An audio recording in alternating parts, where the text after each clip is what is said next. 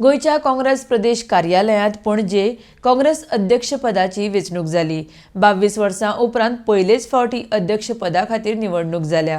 Secret बॅलेटा मार्फत हे मतदान जालें। RDX Goa bureau report.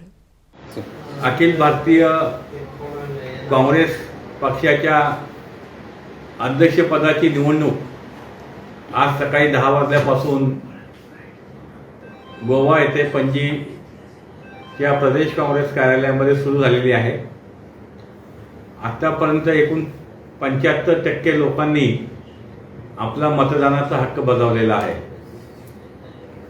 22 वर्षांनंतर पहिल्यांदाच इंडियन नॅशनल काँग्रेसच्या अध्यक्षपदासाठी ही निवडणूक होत आहे आणि या निवडणुकीमध्ये इतकी पारदर्शक आणि ज्या डिसिप्लिन आहेत, जसं लोकसभा किंवा विधानसभेच्या निवडणुकीसाठी आपण मतदान केंद्र करतो, उमेदवाराची यादी, त्यांचा आयडेंटिटी कार्ड, त्याच पद्धतीने आपण जसं बोटाला शाई लावतो त्याच पद्धतीने आणि सिक्रेट बॅलेटने हे मतदान या ठिकाणी होत आहे। या पक्षांतर्गत निवडणुका होत असताना इतर जे राजकीय पक्ष आहेत त्यांनी काँग्रेसपासून हे शिकलं पाहिजे की पक्षांतर्गत निवडणुका कशा पद्धतीने फक्त काँग्रेस पक्ष या देशामध्ये घेते, हे सुद्धा या निवडणुकीद्वारे लोकशाही कशी असते, पक्षाची घटनेच्या प्रमाणे प्रत्येक गोष्ट कशी चालते हे काँग्रेस पक्षाने दाखवून दिलेलं आहे। तर या गोव्यात मतदानाचा हक्क कोणत्या कार्यकर्त्यांना या मतदानाचा हक्क आहे आणि किती जणांना मताचा हक्क आहे या निवडणुकीत गोव्यात?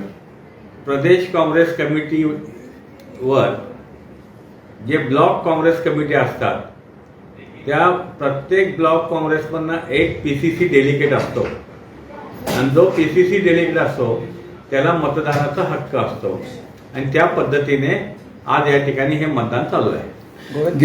गेल्या वेळेस गोवा प्रदेश काँग्रेस कमिटीने असं जाहीर केलं होतं की सर्व ब्लॉक कमिट्या डिझॉल्व्ह केल्या होत्या म्हणून, तर मतदानाचा हक्क कोणासाठी राहिला? काँग्रेस पक्षाने ऑक्टोबर 2021 पासून नवीन सभासद नोंदणी चालू केलेली होती आणि त्या नवीन सभासद नोंदणी जी डिजिटल पद्धतीने या ठिकाणी झाली आणि त्या सभासद नोंदणीच्या माध्यमातून जे लोक काँग्रेस पक्षाचे सभासद झाले त्या ब्लॉकवर जे सभासद झाले होते आणि बूथ लेवलला एक बूथ प्रेसिडेंट आणि एक बूथ डेलिगेट ह्यांनी डीसीसीला डेलिगेट आणि पीसीसीला एक डेलिगेट पाठवला होता आणि त्या पद्धतीने हे मतदान होत आहे।